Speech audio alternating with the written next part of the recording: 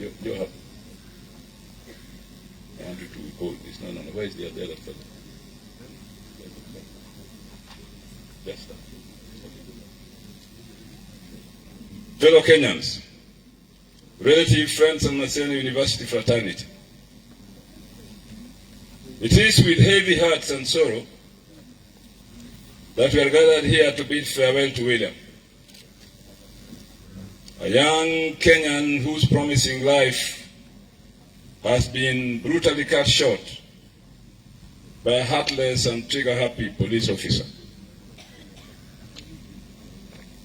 I bring to the family of the people of Nyamira messages of condolence and sorrow from the Azimio la Umoja One Kenya Alliance. We are deeply saddened by the death of this young patriotic Kenyan. Just like many Kenyans, we are angry and stunned by the killing of this innocent university student who would be in class now and today studying for his exams.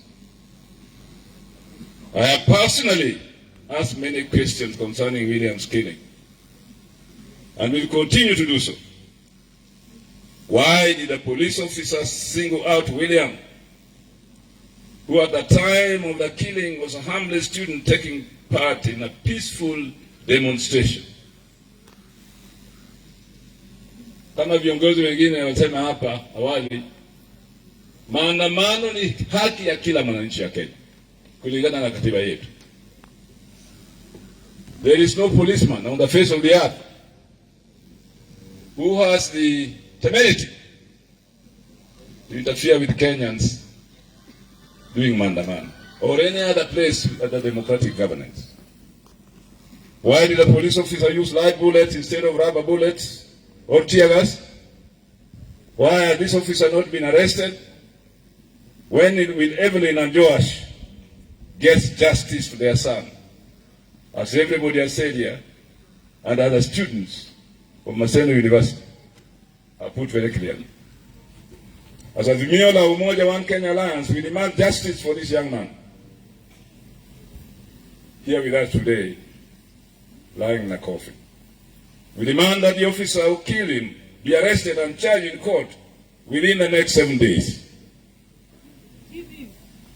The police does not need any investigation to get the killer officer, because the shooting occurred in broad daylight. And the students themselves say they have a photo of the killer.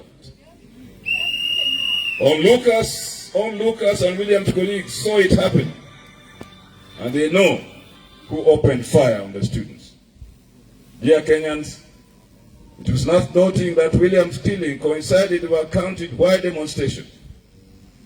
We have been demanding for a stop of electoral fraud and the rising cost of living. We have sought a transparent process in selecting the new officers to form a non-partisan IBC ahead of the 2027 general elections. Last Sunday, the Azimio leadership called off the weekly demonstrations to give dialogue a chance. However, I wish to emphasize that the principles in which we anchored our street protests remain the same. We have not withdrawn our demand for the opening of the servers to confirm the true outcome of the 2022 August presidential election. We also want to state here, as we bury William today, that we are not, and I repeat not, interested in a political handshake, as our competitors have been saying. The issue is much wider than that. The issue of democracy and justice is bigger than a handshake. We are willing to honestly discuss the state of our country. And these discussions must be honest, above board, and with clean hands. Over time, we ask for dialogue to discuss these pertinent issues, but were answered by a chest-thumping and cowardly show of bravado by our opponents. We were pushed to express our views through demonstrations and picketing, which is clearly provided for in our supreme laws. Despite holding peaceful demonstration to express our anger at the direction that the government is heading, we were met with extreme provocations and attacks by a brutal police force, leading to the kind of loss we are hereby seeing today. We are not happy the manner in which the Kenya Kwanza government is running this country. We are not happy to lose young men like William. We are not happy to lose any Kenyans a cause of struggle for their right, for justice, and the future of this nation. The rising cost of living continues to deprive our people of dignified livelihoods. We demand that the government reintroduce the subsidies implemented by President Uhuru to cushion Kenyans from the hard economic times being experienced. Instead, we see an insatiable appetite by the government to continue taxing Wanjiku and Wahome and Odhiambo and Arati, who is already overtaxed. How can the government claim to be forward-looking in creating wealth while a key economy driver like electricity is subjected to unreasonable taxation every other day? We are saying that this madness must stop. We continue to condemn the way 4 IBC commissioners were kicked out of office just because they were opposed to the electoral fraud and injustice. The Sherere 4, as they are known, are popularly known as Sherere 4, did nothing wrong to warrant the injustice meted against them. They paid the ultimate price of patriotism, and they remain our heroes and heroines. The 4 officers raised genuine issues on the tallying of presidential election results. They ought to have been heard instead of being punished and leaving Chebukati announce the results single-handedly.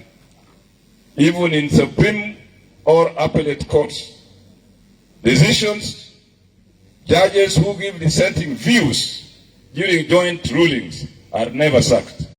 Instead, their rulings are recorded and preserved for references in the future. As the Azimio family, it is our resolve that the constitution of IBC selection panel, an important institution in our democratization journey, be subjected to a bipartisan process and not left to one political formation. History reminds us that such insensitive acts to achieve short-sighted political gains led us to the 2007-2008 crisis. We must be the country made to walk the path. We must not let the country walk that path again. As we send off William today, I wish to appeal to the Omugusi to stand firm with Azimio la Umoja, One Kenya Alliance, because it's the movement of the future. I see you today in the determination of people of Kisii in general and Nyamira that you are with Kenya, One Kenya Alliance, Azimio la Umoja, One Kenya Alliance in this struggle. To the family of the late William, may you find the strength to heal from this terrible loss. May the angels of the Lord visit you every day to offer comfort and love.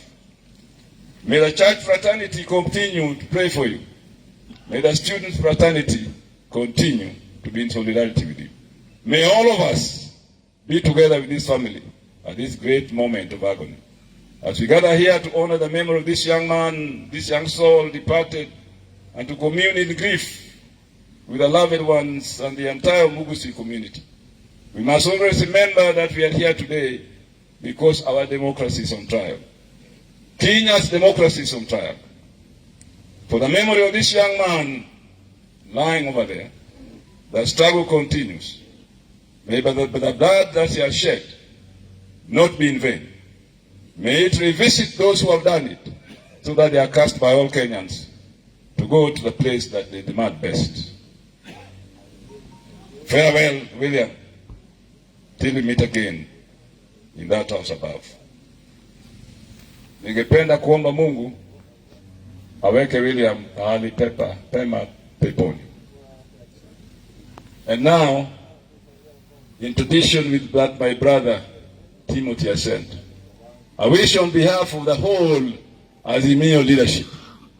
Mheshimiwa Raila Amolo Odinga, Mheshimiwa Martha Karua, Mheshimiwa Kalonzo Musyoka, on behalf of all of them as Kisumu governor and the leader of all the Kisumu people, I would like to hand over to the family this small support for the future. In the next few days, you'll need it. I give you 300,000 shillings. Thank you very much. May God bless you.